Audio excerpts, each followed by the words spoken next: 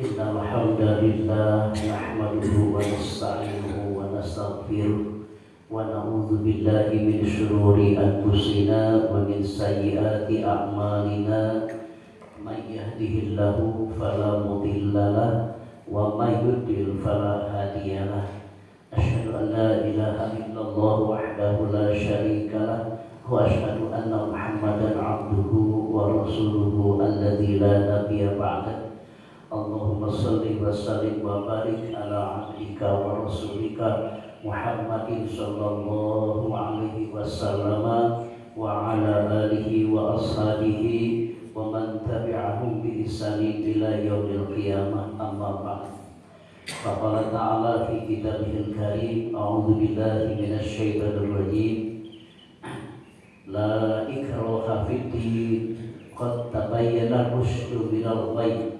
Faman yakfur bit-taghuti wa yu'min billahi faqad istamsaka bil urwatil wuthqa la infisama laha wallahu samii'un 'aliim. Wa qala ta'ala aidan laqad manallahu 'alal mu'minina idh ba'atsa fihim rasulan min anfusihim yatlu 'alaihim ayatihi wa yuzakkihim wa yu'allimuhumul kitaba wal hikmah wa in kanu min qablu la fi dhalalin mubin. Shadaqallahul azim wa sadaqa rasulun nabiyil karim wa nahnu ala dzalika minasyahidin wasyakirin walhamdulillahi rabbil alamin. Sami'na wa ata'na ghufranaka rabbana wa ilaikal masir. Segala puji kepunyaan Allah Rabbul Alamin, Rabb yang maha pengasih dan maha penyayang, yang telah mengasihi dan menyayangi kita, wabil khusus bangsa Indonesia, wabil khususnya lagi khusus kaum muslimin yang ada di negeri ini. Allah berikan nikmat kemerdekaan kepada kita sehingga bulan Agustus ini, tepatnya 17 Agustus 2026 ini, kita merayakannya sebagai hari kemerdekaan bangsa Indonesia. Itu berkat rahmat Allah Subhanahu wa taala. Kemudian kita juga mensyukuri nikmat Allah berupa kesehatan fisik kita maupun psikis kita sehat walafiat, sehingga kesehatan ini kita gunakan sepenuhnya untuk mencari keridhaan Allah Subhanahu wa taala, menjalankan ketaatan, kemudian memaksimalkan ikhtiar kita untuk meraih derajat takwa insyaallah, karena hanya ketakwaanlah yang senantiasa akan mampu memberi keselamatan dunia dan akhirat insyaallah.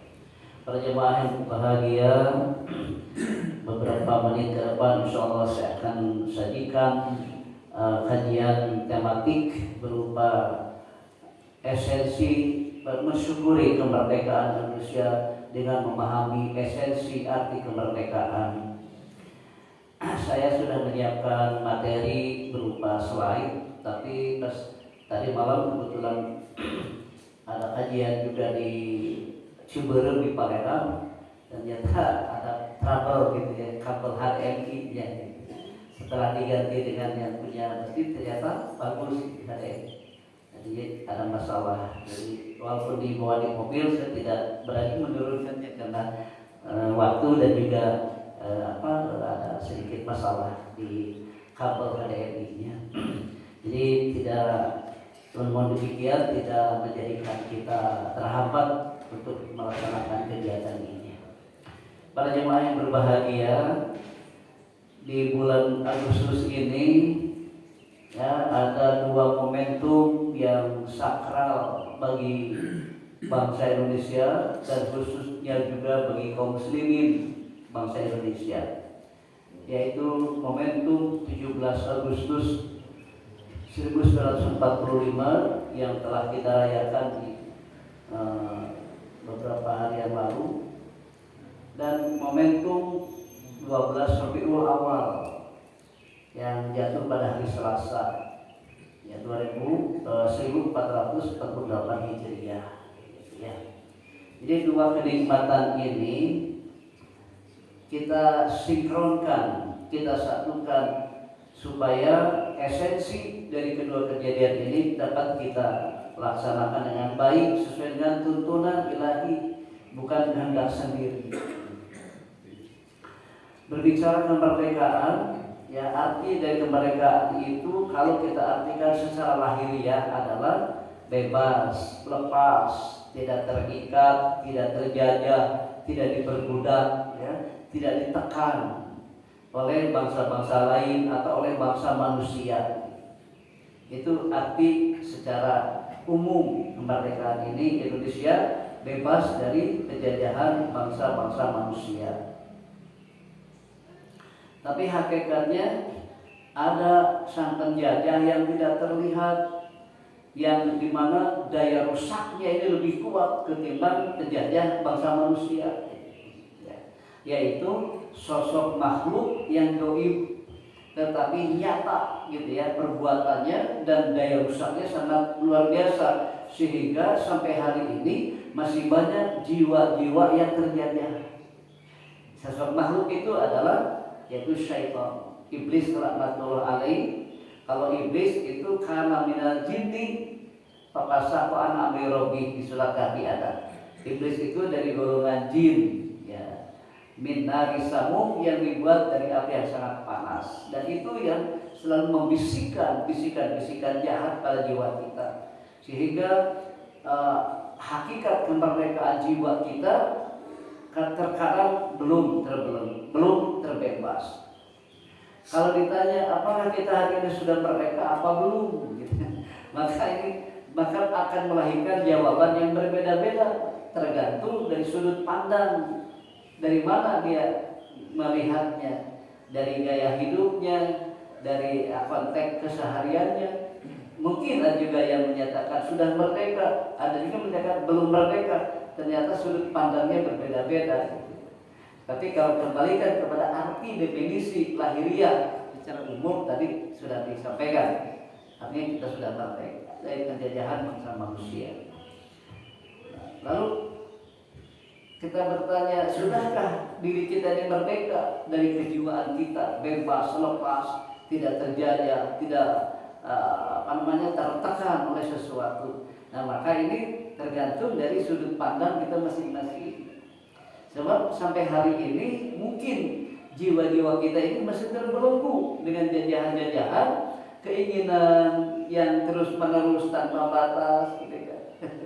Belum bisa melepaskan rasa dendam, rasa marah, gitu kan.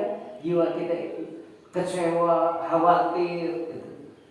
Atau jiwa kita ini resah, was-was, gelisah, gitu. Nah, ini berarti belum ada kemerdekaan yang hakiki dari jiwa-jiwanya. Bahkan mungkin saja masih ada yang belum bisa berdamai dengan kegagalan masa lalu, yang masih terus termemori kegagalan. Seakan-akan kita sulit menerima takdir. Nah, ini arti secara batiniah, arti kemerdekaan secara batiniah. Jadi kita tentu berbeda-beda jawabannya. Berbicara kemerdekaan, tentu saja ini sepakat bahwa kemerdekaan itu adalah sesuatu yang sangat berharga. La syai'in illa hurriyah. Tidak ada sesuatu yang lebih berharga kecuali daripada kemerdekaan. Karena kita bebas membangun bangsa negara ini dengan berbagai macam aneka ragam dengan berbekal kemerdekaan. Dan berbicara kemerdekaan, Islam melalui Al-Quran sudah lebih dulu mengajarkan kemerdekaan. Ayatnya tadi saya dibacakan di Al-Baqarah 256-nya, la ikraha fid din qad tabayyana rusdu minal ghayy. Ya, ilahi ayat. Ya. Tidak boleh seseorang dipaksa untuk masuk agama Islam. Agama Islam adalah sudah jelas perbedaannya dengan agama lain. Siapa saja yang meninggalkan keyakinan dan perbuatan syirik lalu beriman kepada Allah, maka ia benar-benar telah mengikuti agama yang kuat hujahnya. Hujahnya tidak akan terpatahkan. Allah Maha mendengar pembicaraan kalian tentang agama yang hak, dan agama yang batil. Allah Maha mengetahui niat kalian untuk mengikuti Islam. Ini adalah terjemah tafsiriahnya. Ya. Itu berbicara tentang kemerdekaan. Islam mengajarkan merdeka dalam berpikir, merdeka dalam berbicara, merdeka dalam menyampaikan pendapat, merdeka di dalam bahkan mereka mereka yang memilih agamanya itu dibebaskan oleh Islam, tidak dipaksa untuk harus memilih agama Islam. Gitu. Ini bicara kemerdekaan, agama mana gitu, yang mengaturnya selain daripada agama Islam yang mengajarkan kemerdekaan. Jadi memilih agama pun Islam memerdekakan, merdeka untuk memilih agama apapun silakan sesuai dengan keyakinannya masing-masing, tetapi akan diminta pertanggungjawaban di hadapan Allah tentang agama-agama ini. Maka bagi kita jelas ayat berikutnya, Allahu waliyul ladzina amanu yukhrijuhum minadz zulumati ilan nur. Walladzina kafaru awliya'uhumut taghut yukhrijunahum minan nuri ilal zulumat ulaika ashabun nar hum fiha khalidun. Jadi intinya Allah lah wali pelindung orang-orang yang beriman. Yukhrijuhum minaz zulumati ilal nur. Allah telah mengeluarkan kita dari kegelapan menuju cahaya yang terang benderang. Walladzina kafaru, adapun orang-orang kafir, awliya'uhumut taghut, wali dan pelindungnya adalah taghut. Yukhrijunahum minan nuri ila dzulumat, di mana kerjaan taghut itu adalah mengeluarkan manusia dari cahaya yang terang benderang menuju kegelapan, dzulumat. Ulaika ashabun nar, mereka itu adalah penghuni-penghuni neraka, hum fiha khalidun, mereka kekal di dalamnya. Itu perbedaannya. Jadi ini sebetulnya berbicara pilihan ini adalah berbicara tauhid. Berbicara kemerdekaan itu berbicara tauhid. Dan telah sepakat seluruh masyarakat bangsa Indonesia menyatakan, bahkan diabadikan di dalam, dicatat dalam pembukaan Undang-Undang Dasar 1945 bahwa kemerdekaan itu adalah berkat rahmat Allah Subhanahu wa taala. Persoalannya yang hari ini menjadi problem kita ini adalah bagaimana mengekspresikan syukur kemerdekaan ini yang terkadang salah kaprah antara syukur kemerdekaan dengan kehendak yang telah memberi kemerdekaan. Kalau dikembalikan tadi berkat rahmat Allah Indonesia merdeka, berarti kemerdekaan itu bukan reward dari Jepang, bukan bonus dari Belanda, tetapi merupakan rahmat Allah bagi bangsa Indonesia. Kalau ini kemerdekaan merupakan rahmat, jadi sangat cocok gitu apabila mensyukuri kemerdekaannya ini adalah dengan memahami esensi kemerdekaan yang sejati, yaitu dikembalikan kepada Sang Ilahi yang telah memberi kemerdekaan. Dengan cara apa? Dengan cara mengisi kemerdekaan itu dengan karya-karya nyata, dengan amal ibadah dan ketaatan, sehingga Allah ridho kemerdekaan diberikan kepada kita, dan ini disebut dengan rahmat. Nikmat menjadi rahmat. Nikmat menjadi rahmat. Ada di sisi lain nikmat menjadi laknat. Ada juga orang yang merayakan kemerdekaan ini ceritanya mensyukuri nikmat kemerdekaan, tetapi dengan cara-cara yang mengundang laknat. Berbahaya ini gitu. Tujuannya adalah bersyukur kemerdekaan, tetapi ekspresinya ya, adalah dengan sesuatu yang mengundang kemarahan Allah, mengundang sanksi dari Allah, menurunkan azab dari Allah. Ini yang harus kita pahamkan kepada kita semuanya selaku pecinta NKRI yang harga mati. Nilai. Jadi ini kemerdekaan. Jadi intinya esensi kemerdekaan itu adalah bagaimana mengisi kemerdekaan ini yang bermanfaat, yang bermaslahat bagi seluruh umat manusia, wabil khusus bangsa Indonesia.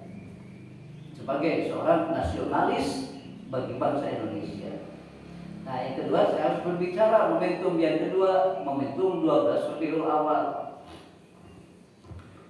Dan ini kebetulan di 2026 ini berbarengan di bulan Agustus. Nanti tanggal 25 ya, kalau tidak salah ya, 25 itu 12 Rabiul Awal hari Selasa, di mana diyakini oleh kita semuanya selaku pecinta Rasulullah bahwa 12 Rabiul Awal itu adalah hari lahirnya Rasulullah Muhammad SAW yang disebut dengan Muludan. Maka saudara kita sebagian kaum muslimin merayakannya dengan memperingati Maulid Nabi. Dimiliki tingkat RT sampai tingkat nasional diayatkan peringatan Maulid Nabi. Boleh kita kritisi Pak? Boleh ya, merdeka dari Islam, merdeka menjalankan pendapat. Sayangnya kita terjebak pada acara ritual seremonial. Belum bisa memahami gitu apa yang menjadi esensi dari kelahiran Nabi. Satu, yang kedua harus paham latar belakang sebelum Nabi diutus. Ini persoalan. Maka saya angkat ayatnya di surat Al-Imran ayat 164. A'udzubillahi minasyaitonirrajim. Laqad manallahu 'alal mu'minina idz ba'atsa fihim rasulan. Kalau satu ayat diawali dengan kata laqad, maka ini adalah ayat ini serius banget gitu kan. Laqad kana lakum fi Rasulillahi uswatun hasanah. Bahwa ini benar-benar kelahiran Nabi itu menjadi uswah yang hasanah bagi umat gitu. Dan juga lahirnya Nabi ini bukan asal-asal lahir, tapi manna merupakan nikmat. Laqad manna Allah merupakan karunia rahmat juga dari Allah dilahirkannya Nabi itu. Untuk siapa? Alal mukminin, untuk orang-orang yang beriman, rahmat itu. Kalau untuk orang Islam mungkin baru untuk orang Islam belum jadi untuk orang mukmin. Beda Pak ya. Beda Islam dengan mukmin berbeda. Orang mukmin sudah pasti dia Islam, tapi orang Islam belum tentu jadi mukmin. Orang yang mukmin ini sudah jelas muslim, sedangkan muslim belum tentu mukmin. Contoh bulan Ramadan, ya orang-orang yang mukmin sudah pasti saum Pak, kecuali ada udur misalkan sakit atau dalam bepergian. Tapi kalau benar-benar imannya juga itu maksakan Pak, sakit juga maksakan saum, dalam bepergian juga maksakan saum, itu karena mukmin. Tapi ada juga yang ngaku muslim tidak saum dan tidak alasan syar'i, itu karena tidak beriman. Nah ini beda. Jadi orang yang mukmin sudah pasti muslim, tapi orang muslim belum tentu jadi mukmin. Nah yang dipanggil oleh Allah itu adalah mukmin. Ya ayyuhalladzina amanu kutiba alaikumusiyam, gitu kan? Ya ayyuhalladzina amanu kutiba alaikumul qisas. Ya ayyuhalladzina amanu kutiba alaikumul qital. Ini untuk orang beriman, menjalankan qisas, berperang, saum, bab warisan, wasiat itu untuk orang beriman, bukan untuk orang Islam. Ya, ini kalau perhatikan ayatnya. Dan diutusnya Rasul itu untuk orang yang beriman. Apa tugas Rasul? Nah, yatlu alaihim ayatihi. Pertama membacakan ayat-ayat Allah. Yang kedua wa yuzakkihim, mensucikan mereka umat mukmin tadi. Yang ketiga wa yu'allimul kitab wal hikmah, mengajarkan ketetapan-ketetapan agama, hukum yang benar dan kebijakan-kebijakannya. Gitu kan? Nah, hikmah. Bagaimana keadaan situasi dan kondisi sebelum Rasul diutus? Jawabannya wa in kanu min qablu la fi dhalalin mubin. Wa in kanu, dan jika mereka adalah min qablu dari sebelum Rasul diutus, la fi dhalalin mubin, sungguh dalam kesesatan yang nyata. Bagaimana bentuk kesesatannya? Nah kita katakan disebut zaman jahiliyah. Zaman jahiliyah itu zaman sebelum Nabi lahir. Kenapa disebut jahiliyah? Pertama kacau balaunya umat manusia karena tidak ada hukum, tidak ada yang ditakuti.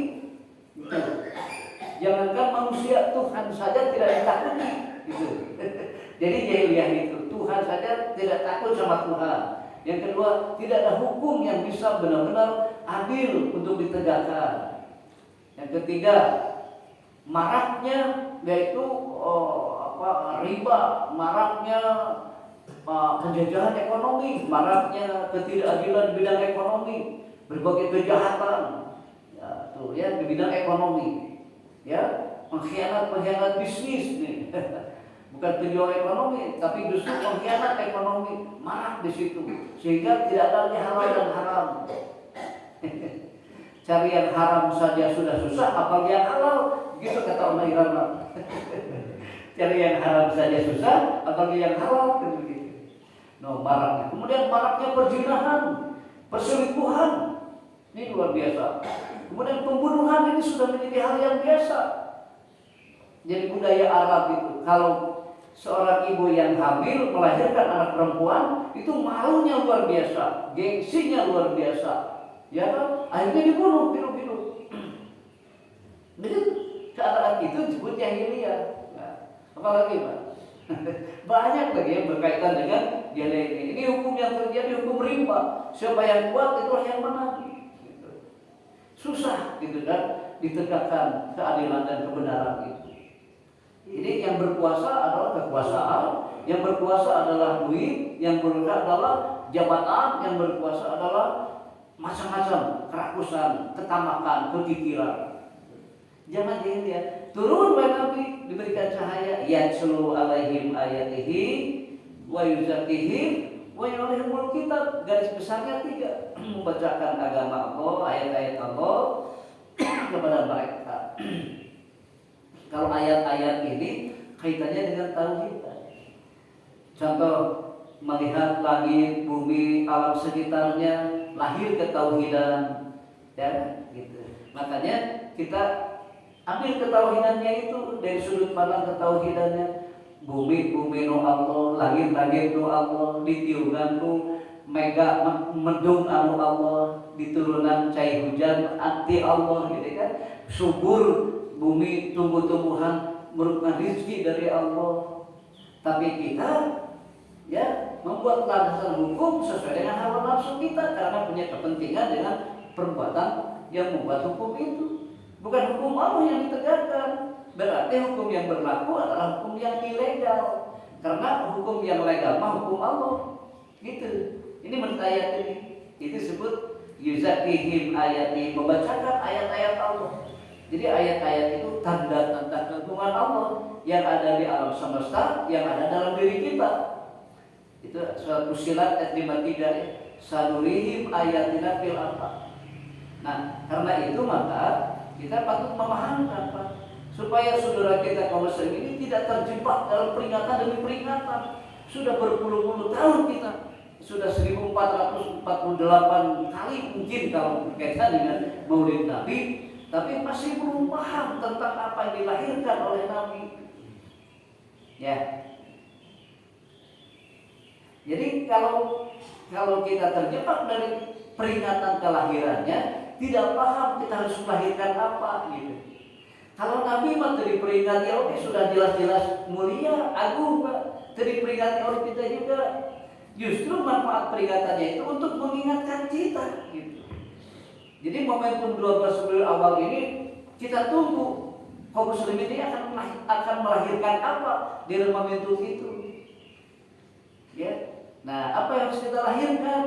Yaitu diantaranya keterbukaan jiwa kita untuk menerima kebenaran harus lahir di momentum itu. Kecintaan kepada sesama kita supaya sudu ba'duhum ba'du, saling berpegangan tangan, bersatu, kekuatan kaum muslimin di seluruh dunia itu tidak ada sekat-sekat. Itu yang harus dilahirkan dari momentum 12 Rabiul Awal itu. Ya. Kemudian penegakan hukum, saling mengingatkan, watawasau bil haqqi, watawasau bis sabri, watawasau bil marhamah, lahirkan di momentum itu. Sehingga ketika kita mengkaji sejarah Nabi, entah cukup dengan nadong yang dinyanyikan gitu. Gusti urang sadayana gitu kan. Muhammad jenenganana gitu kan. Arab Quraisy ya bangsana gitu. Ayatnya yang apa? Ramana Gusti Abdullah Ibnu Siti Aminah dibabat dari Mekah wengi Senin tahun gajah. Dalam sunnah kepukul tapi gak terdajar gitu. Sampai hari ini kalau kita tidak mengambil arti, terpaham karena ukur jadi nyanyian, itu menjadi syair, menjadi nado. Kebetulan atau tidak dari sisi kebahasaannya patut kita renungkan. Contoh, kata Muhammad. Muhammad ini adalah kata dari bahasa Arab, ya, menjadi isim, menjadi kata benda. Ada asal-asalnya, asal usul akar katanya dari kata hamida. Hamida yahmadu hamdan bila jadi, ya, dari sulasi mujarrad. Hamida yahmadu. Kata Muhammad itu dari satu kata dirangkai menjadi 92 kata. Ini hebatnya bahasa Arab. Bisa jadi hamdan, bisa jadi hamdun, bisa jadi hamdin, bisa jadi hamid, bisa jadi Muhammad, ya kan? Bisa jadi Muhammad, bisa jadi Mahmud. Itu kan hamidah itu kan. Kalau dikembangkan itu menurut ilmu tasrif, ilmu sorof, ya. Itu dari fi'il madhi 14, fi'il mudhari 14, ya, fi'il amar 3 dan seterusnya. Isim makan, isim jamannya dan seterusnya. Itu kalau dikembangkan dari kata hamidah ke pinggir 12. Hamidah ya madu hamdan hamidun. Bahwa mahmudun ihmad la tahmad mahmadun mahmadun mihmadun. Humida yuhmadu kan 12. Kalau ke bawah 14. Hamidah, hamidah, hamidu, hamidat, hamidata, hamidna, hamidta, hamidtuma, hamidtum, hamidti, hamidtuma, hamidtuna, hamidtu, hamidna. 14 dia kata hamidah. Dari yahmadu 14, yahmadu, yahmadan, yahmaduna, tahmaduna. 14. Jadi dari 82 ini hebatnya. Nah, berarti kata Muhammad ini bisa disandang oleh siapa saja. Bukan hanya oleh Muhammad sebagai Nabi dan Rasulullah, tapi siapapun bisa jadi Muhammad. Contoh di sholawat yang kaya. Salatullah, salamullah ala tauha rasulillah. Salatullah, salamullah ala yasin habibillah. Eta disebut memandangkan sholawat eta kita harus berarti sehari tauha teh, sehari yasin teh. Ya kan? Salat rahmat Allah, salam Allah, kanggo toha kekasih Allah, Rasul Allah, rahmat Allah, salam Allah, kanggo yasin Nabi Allah. Allah Ta'ala Rasulillah ala yasin Nabi billah. Pertanyaannya sahari toha teh, sahari yasin teh. Ini. Nah, maka 12 Rabiul Awal itu momentum terbukanya jiwa kita untuk menghaji saha Ali Muhammad. Arti secara lugat Muhammad itu orang yang terpuji, atau hamidah itu adalah pujian, hamdan pujian.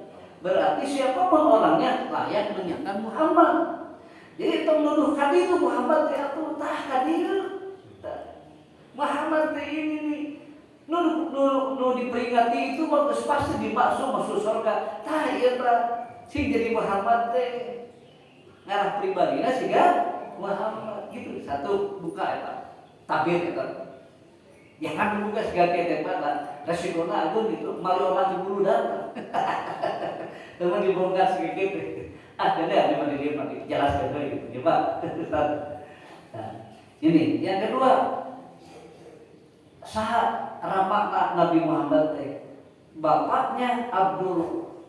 Namun arti Abdullah itu, artinya Abdullah itu adalah hamba Allah.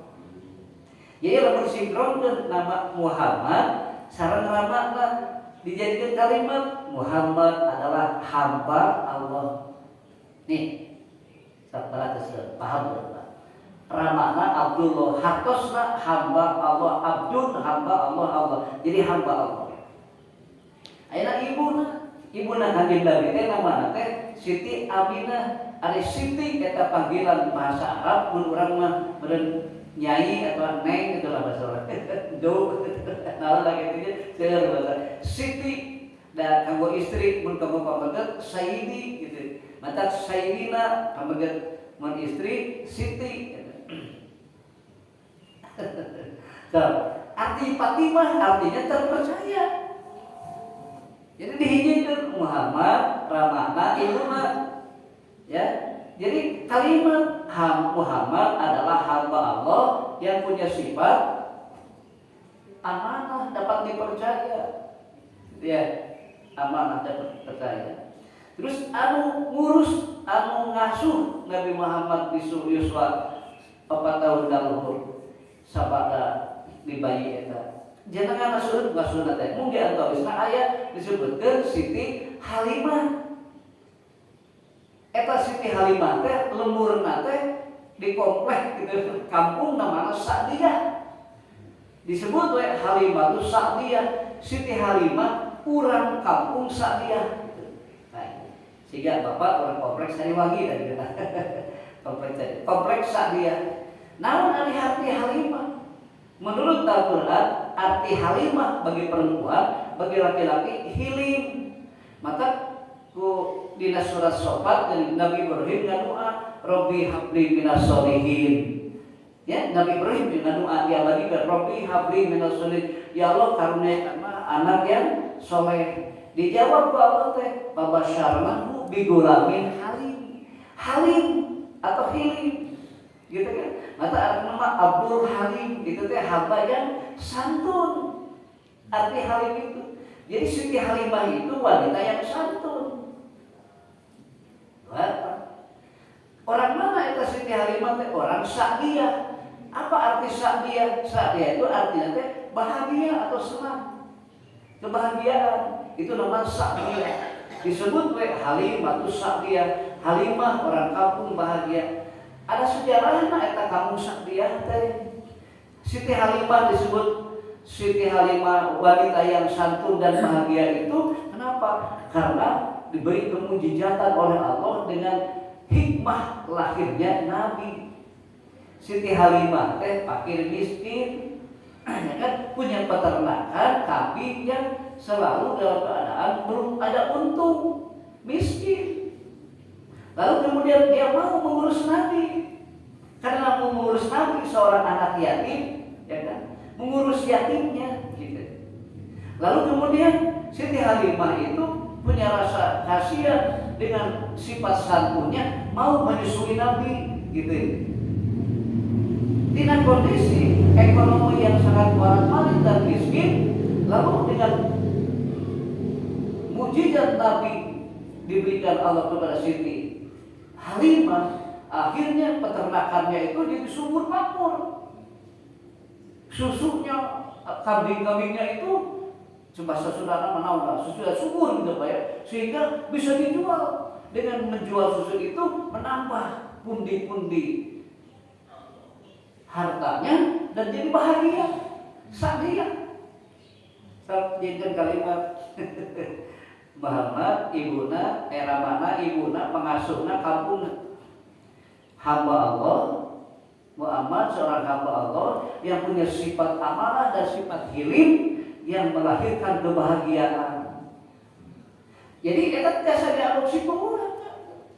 Jadi kurang oke gitu. Siapa saja yang punya sifat amanah, patonah, tabligh dan apa tadi sidik ya sifatnya yang ada di pribadi Nabi diterjemahkan dalam kehidupan kita, maka kita akan dapat dipercaya punya sifat hilim dan ujung-ujungnya bahagia.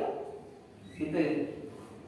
Dilahirkannya di Mekah. Namun hati Mekah teh babakan bahasa Sunda ya bakah itu lebah air mata. Dilahirkan dalam keadaan penuh dengan kesedihan karena yatim. Rasul itu dalam keadaan yatim. Mikanya ke anak yatim. Makanya paten hadis Nabi sampai sekarang, sampai Rasul sendiri mengatakan aku dengan anak yatim seperti ini. Tidak ada penghalang. Jadi siapapun yang mengurus anak yatim maka akan sama nasibnya dengan aku, kata Nabi itu. Bahagia. Nah gitu. Itu biasa nyambung kemana-mana itu. Materi mau dibongkar, tidak ayat, tidak bahasa lah ya Pak. Tasir nanti pun diapalkan, dibongkar, maka anggar mudah-mudahan sifat orang kan itu, sifat Nabi kan itu, gitu kan. Perilaku Nabi kan itu, perilaku orang kan itu, dan dipahami kan itu. Akhirnya tidak melahirkan apa-apa. Ukuran ramean we, menang ajengan, anu rame susurian. Dan dengan siga mah jangan kaulang kan kamu mah, tidak bisa kabur. Bisa menyampaikan ayat, cek ayat gitu-gitu, dari kerja aja, nerima syukur, nerima paduli. Dan saya berusaha lagi. Tapi kan sekarang begitu, tak terpayu kamu memang. Kita bisa ngabodor segala. Maka Nabi diperingatkan, jauhi kamu dari majlis yang penuh dengan tertawa terbahak-bahak. Itu arah harus menjauhi majlis yang di dalamnya hanya penuh dengan candaan-candaan, jauh dari hukum, jauh dari syariat. Eta intinya.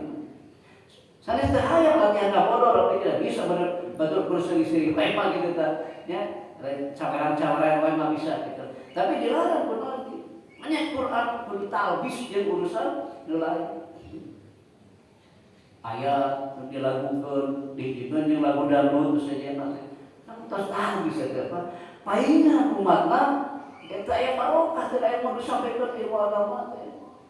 Talbis gitu dicampurkan madu jeung racun dipacik dihijikan ada pada racun saeutik maduna 10 sendok amisnya tetep aya racun saeutik gitu. Talbis disebut. Tapi jelas di bangun sehingga dia udah bubar atau kan. Jadi alhamdulillah sekian kita lupa Allah di subuh ini saya kebetulan ya materinya seperti ini. Karena memang tematiknya seperti itu aktual ini. Sedang dalam kondisi yang sedang kita alami, maka kita pahamkan. Nah ujung-ujungnya akhirnya Nabi tadi itu ditempatkan oleh Allah di Madinah Al-Munawwarah. Naon ari harti Madinah? Namun Al-Hati Al-Munawwarah, Madinah artinya kota. Terus di sisi lain ada juga Madinah itu tertata atau tatanan. Al-Munawwarah artinya yang disinari atau yang bercahaya. Dari sebuah perjuangan penuh dengan air mata di Mekah, berujung bahagia di Madinah dan bercahaya, dan cahayanya menyinari alam semesta. Sampai kasar wangi cahaya Nabi gitu. Maksudnya syiar yang dimulai Nabi masuk sampai sini. Maka tidak perlu disuap, tidak perlu disokong ketika ada orang yang menghina Nabi, agama, dan apa yang menghina Allah, menghina Islam, turun siap membela, mau pedok masing-masing. Padahal itu bayar. Kenapa? Karena sudah tersinari cahayanya dari Madinah memancar ka pribadi-pribadi orang nu aya di pelosok alam dunia anu kasinaran ku sinar matahari. Disebut we tapi teh rahmatan lil alamin. Jadi hikmah nu disampaikan ku Allah ka Nabi teh ya kan sampai menyinari seluruh alam dunia jadi rahmat bagi seluruh alam.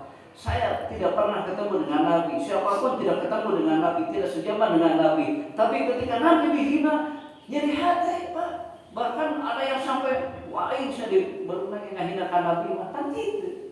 Itu menunjukkan bahwa inilah keagungan daya sinar yang ditujukan Allah kepada pribadi yang tersimpul dengan kecintaan kepada Nabi. Sampai mendengar namanya saja di hukuman kita orang kikir kalau tidak menyebut sallallahu alaihi wasallam. Kalau mendengar kata Muhammad maka jawab dengan sallallahu alaihi wasallam. Supaya apa? Supaya kita benar-benar masuk dalam kategori sejajar dengan umat-umat yang dicintai oleh Nabi. Ya, jauhlah sejajar dengan para tabi'in, ya jauh-jauh lah gitu, atau dengan para ahli-ahli yang mencintai Nabi, ahlul baitnya. Dengan sahabatnya sanes zaman sanes balikeun. Jadi kita hari ini justru harus digali sebetulnya bukan seremoninya tapi hakikat yang dilahirkan oleh Nabi itu lahirkan oleh kita. Soalnya gitu Pak materi mudah dan mau beres. Kalau yang awet kita tadi orang cut lebih tadi. Jadi intinya momentum 12 wira awal itu apa yang kita lahirkan dari pribadi kita. Jadi kalau diterjemahkan seorang Asep ini adalah hamba Allah. Kalau Asep ini punya sifat Aminah dapat dipercaya dan Halimah sifat Hilim, maka Asep bersalia, maka bisa jadi bahagia gitu lah.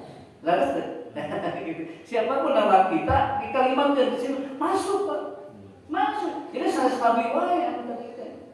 Ku kalimat eta ngeun di tanah kubrewaros nah kebetulan atau memang sebuah rencana dari Allah. Namana Abdullah, ibuna Fatimah, pengasuhna Halimah, orang kampung Sa'diyah dilahirkan di Mekah, hijrah ke Madinah. Yang hari ini kita saksikan bagaimana megahnya kota Madinah Al-Munawwarah, bagaimana megahnya kota Mekah. Itu buah daripada hikmah tadi. Nah, bagaimana sebelumnya? Sebelumnya adalah tapi doa limubin dalam kesesatan yang nyata. Jadi kalau hari ini keadaan situasi kehidupan kita hari ini ada kemiripan dengan zaman jahiliyah dalam berbagai aspek kehidupan yang saya sebutkan tadi, maka patut ada lahirnya pribadi-pribadi Muhammad yang menghandle dengan amar ma'ruf nahi munkar. Maka suara-suara keadilan itu alamatkan kepada orang yang mengkhianat keadilan. Suarakan amanah itu kepada mereka yang sedang menyandang amanah. Ini suara-suara hati nurani dari pesan Nabi. Walaupun yang menyampaikannya Asep, Ujang, Ahmad, Unan, Pak Komar, Pak Dede, Pak Aa, dan seterusnya itu kan dia disebut hiji-hiji.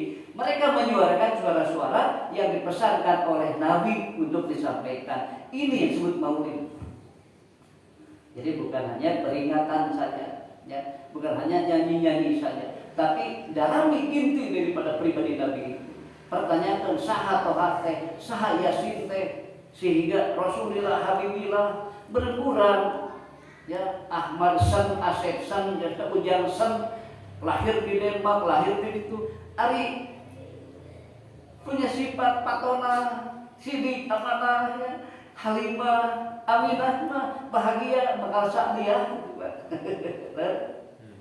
Walaupun kita lahir dari kalangan keluarga besar Muslim, tapi perilaku kita tidak sesuai dengan Nabi, mana mungkin bisa Sa'diyah, mana mungkin bisa bahagia dunia akhirat. Jadi gitulah kesimpulannya. Jadi dua momentum ini mudah-mudahan bisa nyingkron, bisa nyambung. Saya mengajak, yuk pribadi-pribadi yang dilahirkan oleh momentum 12 Rabiul Awal harus mampu mewarnai momentum 17 Agustus 45. Jadi pribadi-pribadi yang dibekali oleh Nabi harus mampu menjadikan tercerahkannya 17 Agustus 45 dengan pribadi-pribadi yang Islamis dan nasionalis. Itu menjadi kata kesimpulan dari materi ini. Mudah-mudahan ada manfaatnya. Mohon maaf jika apa yang saya sampaikan kurang berkenan, dan kita selalu berharap agar Allah Subhanahu wa taala benar-benar menurunkan rahmat-Nya kepada kita semuanya, wabil khusus kaum muslimin, umumnya seluruh bangsa Indonesia. Mudah-mudahan dengan kemerdekaan ini diberkahi oleh Allah Subhanahu wa taala, kita keluar dari berbagai belenggu yang telah memborgol kebebasan di negeri ini, belenggu yang masih menyelimuti negeri ini. Banyak ayat-ayat yang harus kita telaah berkaitan dengan negara-negara atau berkaitan dengan daerah-daerah yang dihancurkan oleh Allah gara-gara kufur nikmat. Karena itu yuk kita ajak syukur nikmat membuahkan rahmat. Jangan sampai kemerdekaan ini menjadi kufur nikmat yang akan membuahkan laknat. Alhamdulillah, summa na'udzubillah. Allahumma sholli wa sallim wa barik ajma'in. Amin ya rabbal alamin. Alhamdulillahirabbil alamin. Hamdan katsiran thayyiban mubarakan fihi ala kulli hal. Hamdan syakirin, hamdan na'imin, hamdan yuafi ni'amahu wa yukafi mazidah. Ya Rabbana lakal hamdu kama yanbaghi li jalali wajhikal karim wa 'azimi sultanik. Rabbana taqabbal minna innaka antas samiul alim wa tub 'alaina innaka antat tawwabur rahim. Rabbana hab lana min azwajina wa dhurriyyatina qurrata a'yun waj'alna lil muttaqina imama. Rabbana asrif 'anna adzab jahannam inna adzabaha kana gharama.